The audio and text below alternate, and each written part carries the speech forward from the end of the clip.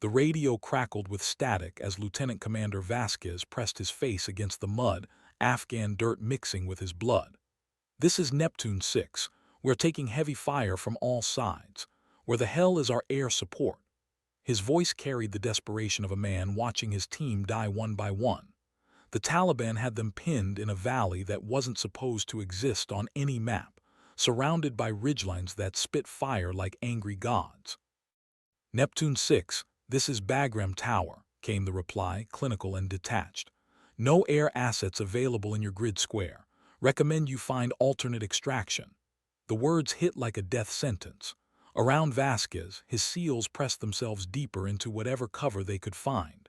Petty Officer Martinez had taken shrapnel to the leg. Chief Kowalski's radio operator was unconscious, blood pooling beneath his Kevlar helmet. But something was wrong with this picture. The SEALs had been told their operation was ghost clean, no friendly aircraft within 50 miles. Yet through the storm clouds rolling across the Hindu Kush, Martinez swore he heard the distinctive wop-wop of rotors, not the heavy thud of a Chinook or the whine of a Black Hawk. This was different, sharper, angrier. "You hear that?" Martinez whispered, pressing his rifle scope to his eye. Lightning illuminated the valley for split seconds, revealing muzzle flashes from at least 20 positions. The Taliban had set this ambush perfectly, using the storm as cover. What they hadn't counted on was someone else using that same storm. The sound grew louder, cutting through the thunder like a blade through silk. Chief Kowalski, a 20-year veteran who'd seen every bird the army flew, lifted his head slightly. "That's an Apache," he breathed, confusion evident in his voice. "But there's no Apache assigned to this sector." Above the storm, something moved with predatory grace. The aircraft's sleek profile cut through the rain and lightning as if the weather itself was afraid to touch it. Its pilot sat in the front seat, hands steady on the controls despite the violent turbulence that would ground most aircraft. Her call sign was painted in faded letters on the side of her helmet. Ghost Hawk. Major Alina Restrepo had been flying Apache for 12 years, but tonight she was officially grounded. Maintenance issues, they'd said. Stand down, they'd ordered. But Alina had never been good at following orders when lives were on the line, especially when those lives belonged to operators who'd been hung out to dry by bureaucrats who measured success in spreadsheets rather than heartbeats. She'd launched without authorization, flying through a storm that meteorology had deemed unflyable. Below her, she could see the muzzle flashes painting the valley like deadly fireflies. The SEALs were trapped, and according to official channels, they were completely alone. They were wrong. The storm that was supposed to hide the Taliban's ambush became Alina's ally as she descended through the clouds like a mechanical angel. Her Apache sensors painted the battlefield in digital precision, marking each enemy position with the cold efficiency of a predator cataloging prey. The 30 chain gun beneath her aircraft's nose tracked smoothly, its electronic brain calculating trajectories through the chaos. "Neptune 6, this is Ghost Hawk." Alina's voice cut through the radio static, calm as a surgeon's scalpel. "I see your situation. Keep your heads down." She didn't wait for authorization or confirmation. The first burst from her chain gun lit up the night, tracers drawing lines of destruction across the ridgeline. Taliban fighters who moments before had been confident in their ambush suddenly found themselves the hunted. Lieutenant Commander Vasquez pressed his face deeper into the mud as the Apache's cannon swept overhead, its rounds impacting with precision that spoke of years of training and instincts honed by combat. "Who the hell is this?" he shouted into his radio, but all he heard was static and the beautiful sound of enemy fire slackening. Alina banked hard left, the storm's winds trying to tear her aircraft apart. G-forces pressed her into her seat as she lined up for another run. Through her helmet's heads-up display, she could see the heat signatures of the Taliban fighters scrambling for new positions. They'd expected to massacre isolated SEALs in the dark. They hadn't expected to face an Apache pilot who'd learned her trade in the crucible of Iraqi cities and Afghan mountains.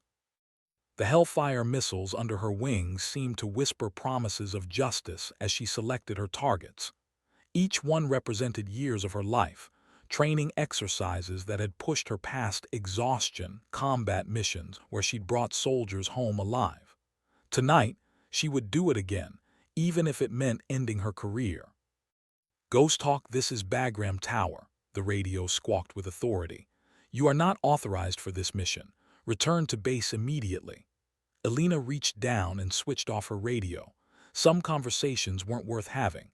Below her, the muzzle flashes were dying one by one as her chain gun found its marks. The Taliban's perfectly planned ambush was becoming their tomb. Chief Kowalski watched the Apache work through his night vision scope, its movements fluid despite the violent storm. "I don't know who's flying that bird," he told his team, "but she's got ice in her veins."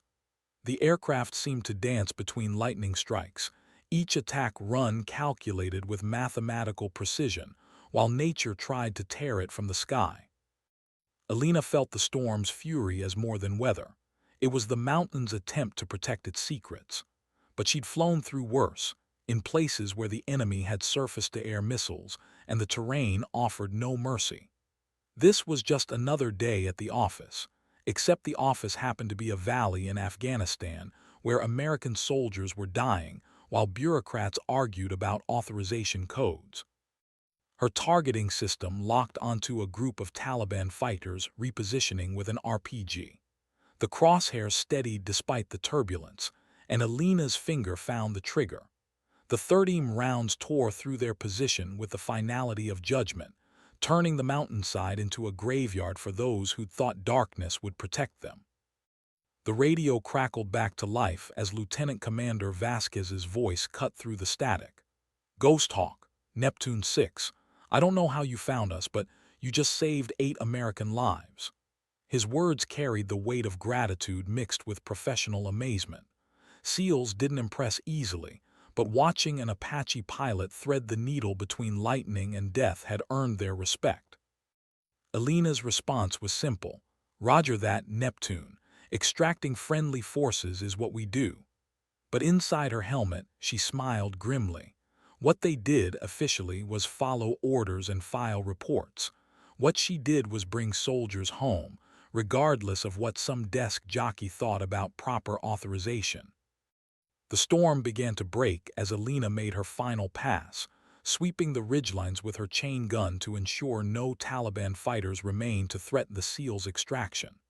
Rain still lashed her canopy, but the lightning had moved on to terrorize other mountains.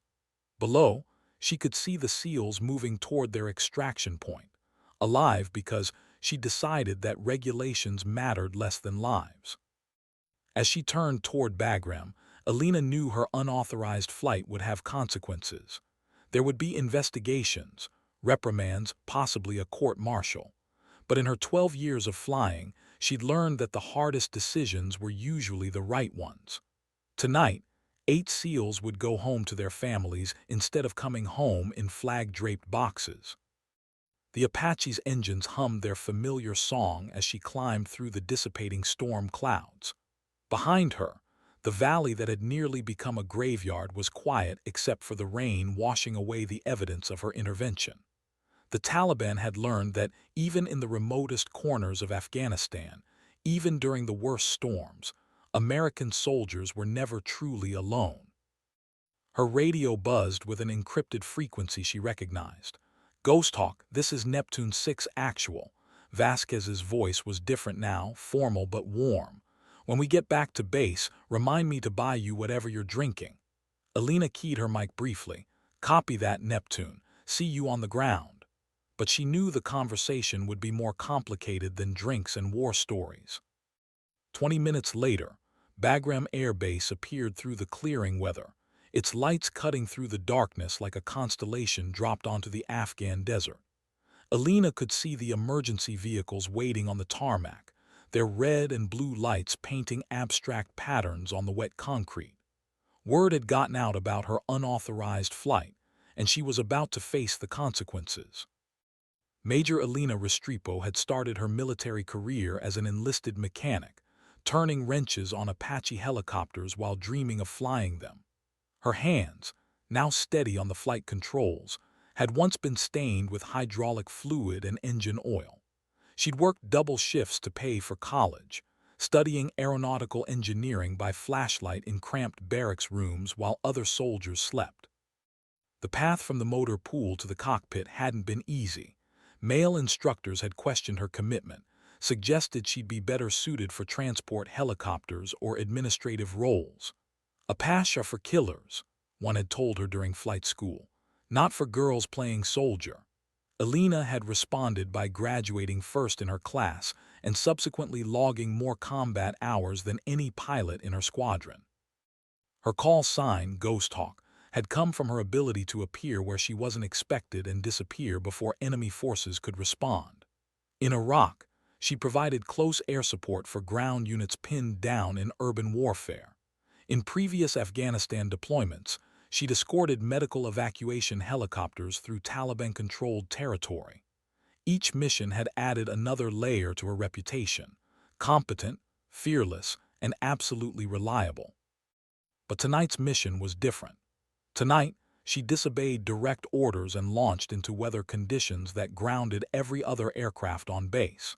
As she approached the airfield, she could see Colonel Harrison waiting beside the flight line, his posture rigid with military displeasure.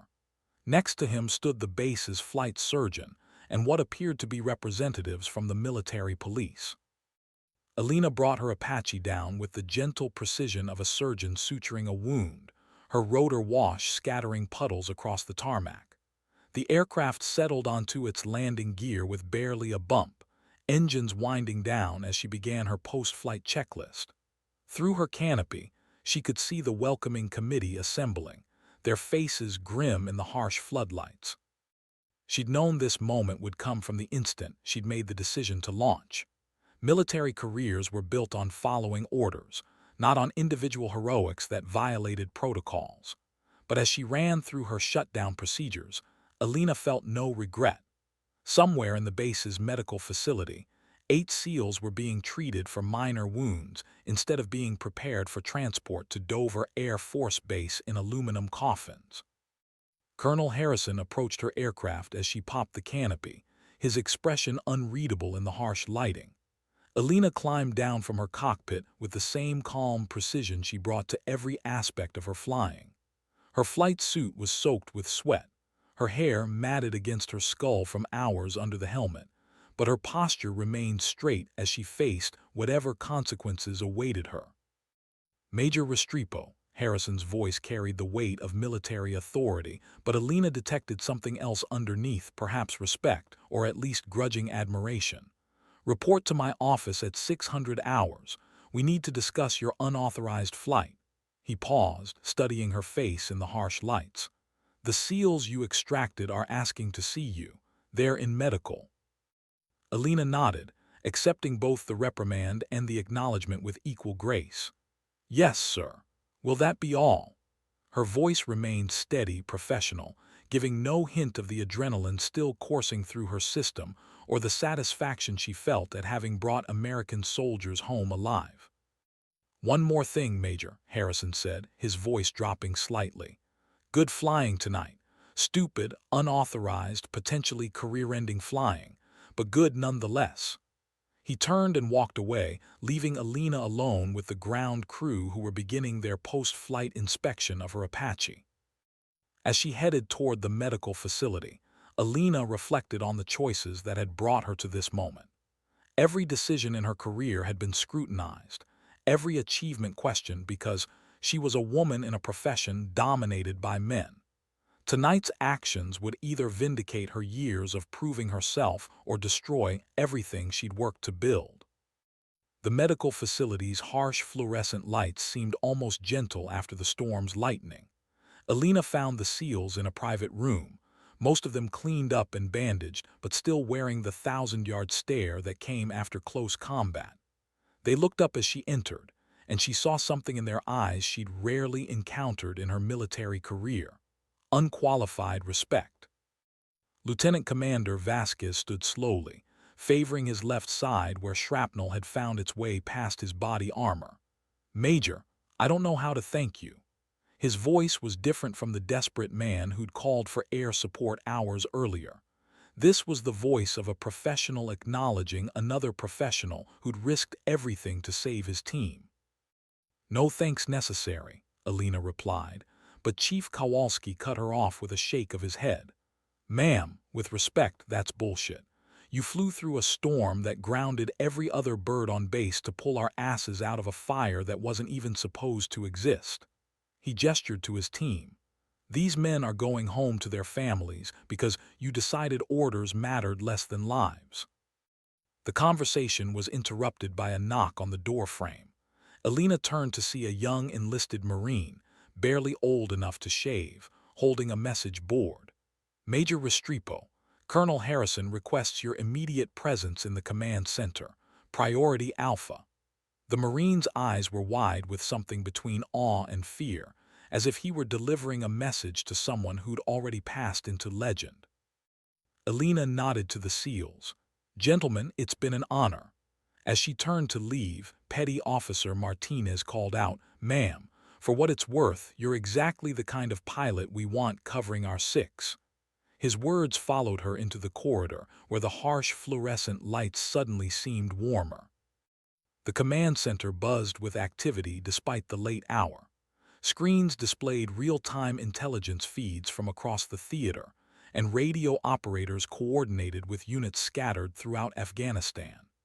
As Alina entered, conversations gradually died as personnel turned to stare at the pilot who'd launched into the storm against all orders and protocols.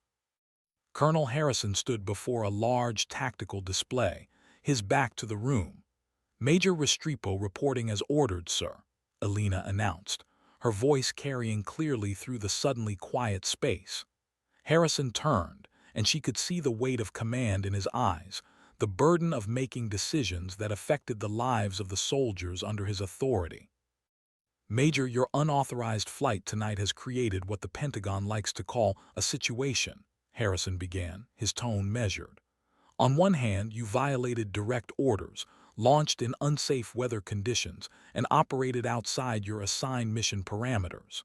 He paused, studying her face. "On the other hand, you successfully extracted a SEAL team that would otherwise have been overrun and killed." The room remained silent as Harrison continued. "I've received calls from SOCOM, the Pentagon, and 3 different general officers, all asking how a grounded Apache pilot managed to appear in a grid square where no friendly aircraft were supposed to be operating." His expression remained neutral, but Alina detected the hint of a smile. "It seems your unauthorized heroics have made you famous." Alina maintained her military bearing. "Sir, I stand by my actions. 8 American soldiers are alive because of the decision to launch. If that constitutes a violation of regulations, then I accept full responsibility." Her words echoed in the quiet command center, and she could feel the eyes of every person in the room focused on her. "Major, do you understand the position you've put me in?" Harrison's question was more personal than professional. "I have a pilot who disobeyed direct orders but saved 8 lives in the process. How do I explain that to officers who have never had to make life-or-death decisions in real time?"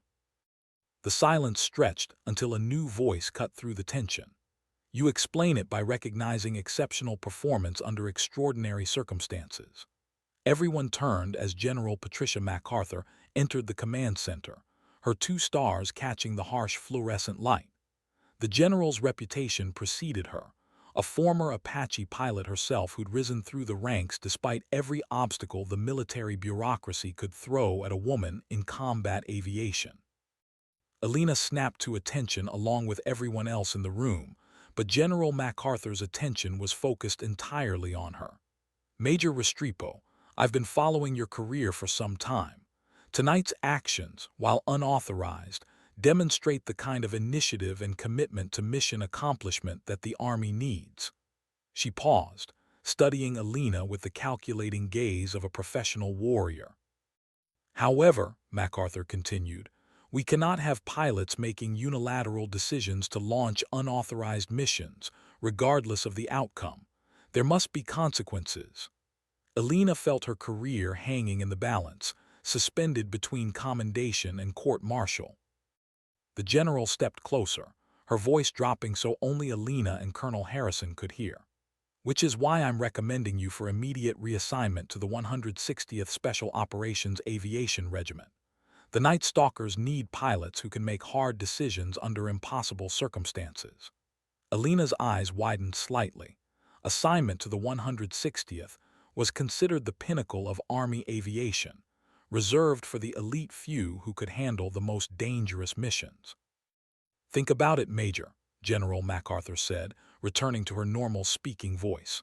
Report to Colonel Harrison tomorrow at 800 for your new orders. As she turned to leave, she paused. Good flying tonight, Major. The kind of flying that reminds us why we wear the uniform. With that, she was gone, leaving Alina standing in a command center full of people who suddenly looked at her very differently. Colonel Harrison cleared his throat, drawing attention back to himself. Major, you're dismissed. Get some sleep. Tomorrow's going to be a long day. As Alina turned to leave, he added quietly, for what it's worth, I would have made the same choice. Sometimes being a good soldier means being a bad subordinate. Alina walked through the quiet hallways of Bagram Air Base, her mind processing the evening's events. She'd started the night as a grounded pilot facing potential career termination. She was ending it as a newly assigned member of the Army's most elite aviation unit, recommended by a two-star general who'd fought the same battles Alina was still fighting. The irony wasn't lost on her. Years of following every regulation, exceeding every standard, and proving herself in countless ways had advanced her career steadily but slowly. One night of disobedience, one decision to prioritize lives over rules, had catapulted her into the elite ranks she dreamed of joining since her days as an enlisted mechanic.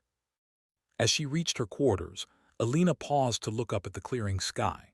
The storm had moved on, leaving behind stars that seemed brighter for having survived the chaos. Somewhere in the darkness, 8 SEALs were alive because she'd chosen to fly into that storm.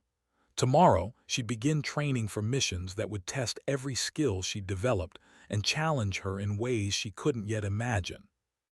But tonight, she was simply Major Alina Restrepo, call sign Ghost Hawk, the pilot who'd appeared when no air cover was supposed to exist. The pilot who'd proven that sometimes the most important battles were fought not against the enemy, but against the systems and structures that tried to prevent warriors from doing what they were trained to do. In her small room, surrounded by the sparse belongings of a career military officer, Alina began to pack. The 160th Special Operations Aviation Regiment was based at Fort Campbell, Kentucky, a world away from the mountains of Afghanistan. But she knew she'd be back.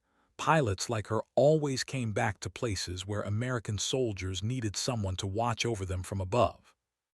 The next morning came too quickly, arriving with the harsh sound of reveille and the familiar rhythm of military life.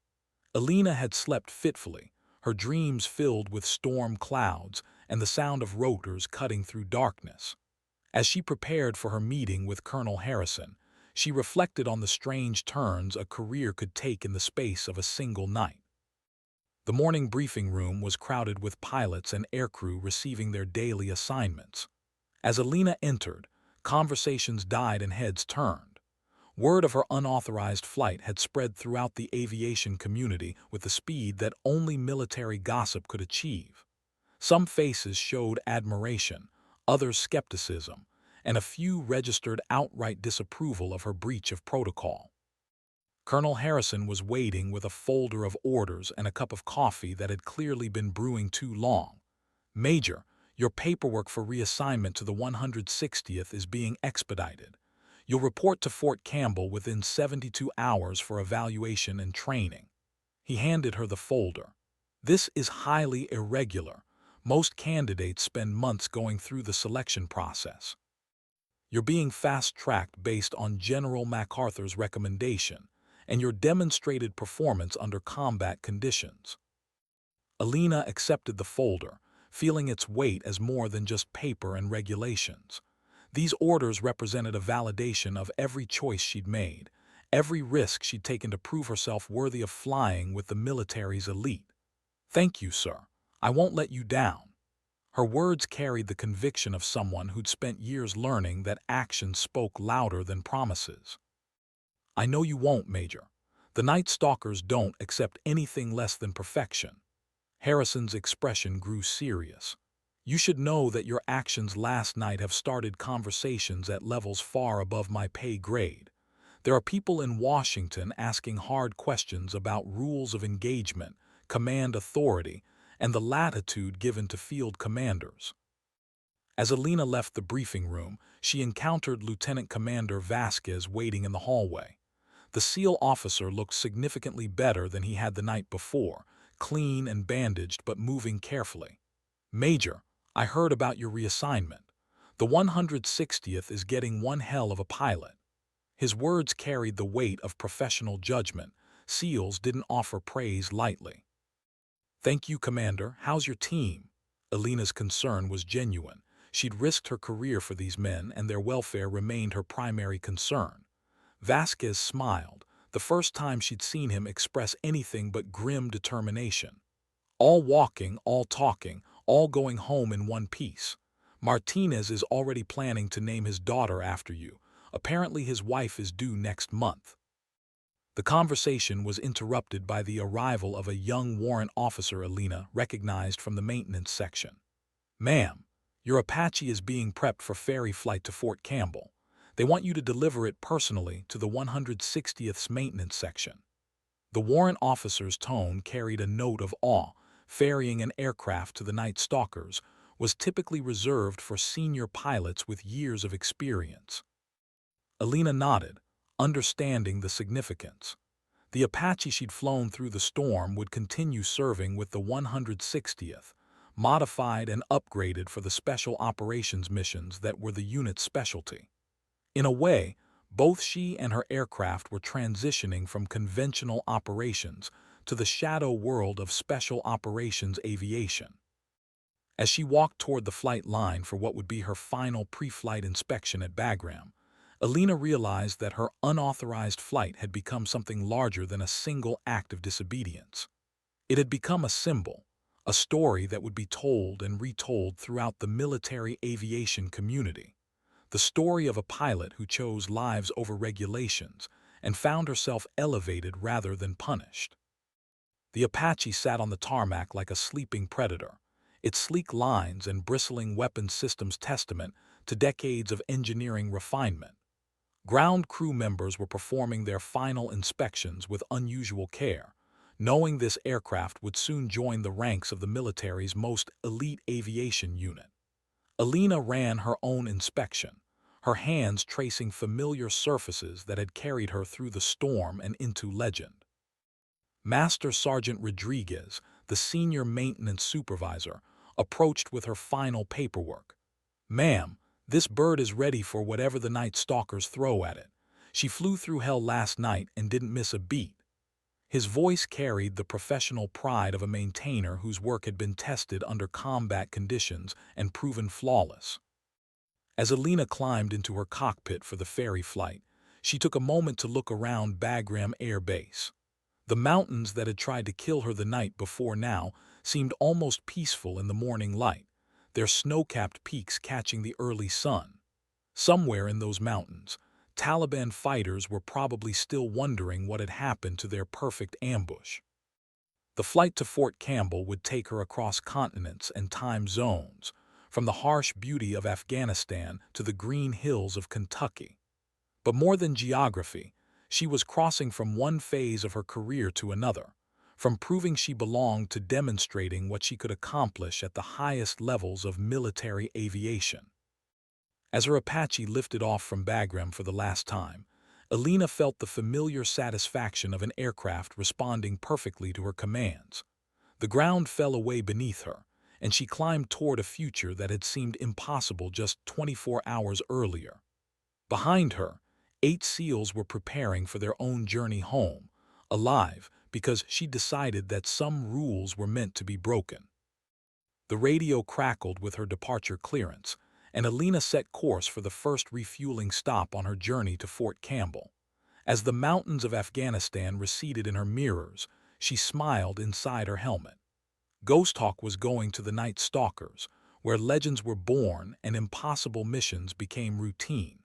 The storm that had tried to ground her had instead lifted her to heights she'd only dreamed of reaching. Years later, when new pilots asked about the origin of her call sign, Alina would tell them about a storm in Afghanistan and 8 soldiers who needed someone to watch over them. But the real story was larger than one night's heroics. It was about choosing to be the person others could count on when everything went wrong, and discovering that sometimes the biggest risks led to the greatest rewards. Fort Campbell, Kentucky, home of the 160th Special Operations Aviation Regiment, appeared through the morning haze like a promise of challenges yet to come. As Alina brought her Apache in for landing, she could see other aircraft that bore the distinctive modifications of special operations: extra fuel tanks, advanced electronics, and the subtle markings that identified them as tools of America's most elite warriors. The flight line buzzed with activity as specialized maintenance crews swarmed her Apache, beginning the process of upgrading it for special operations missions. Alina watched them work with the satisfaction of someone who knew her aircraft would continue serving in the hands of the military's best pilots, supporting the most dangerous missions in the most challenging environments.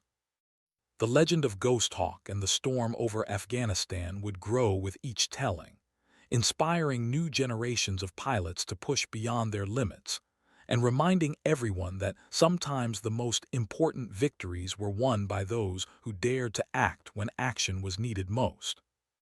In the elite community of special operations aviation, her story became a reminder that true excellence couldn't be measured by regulation compliance alone. It required the courage to do what was right, regardless of the consequences. Major Alina Restrepo had entered that storm as a grounded pilot facing potential disgrace. She emerged as Ghost Hawk, the pilot who proved that some battles were worth fighting, some risks worth taking, and some rules worth breaking to save American lives. The sky that had tried to defeat her had instead become the canvas for her greatest triumph, and the storm that was meant to end her career had lifted her to heights she'd never imagined possible.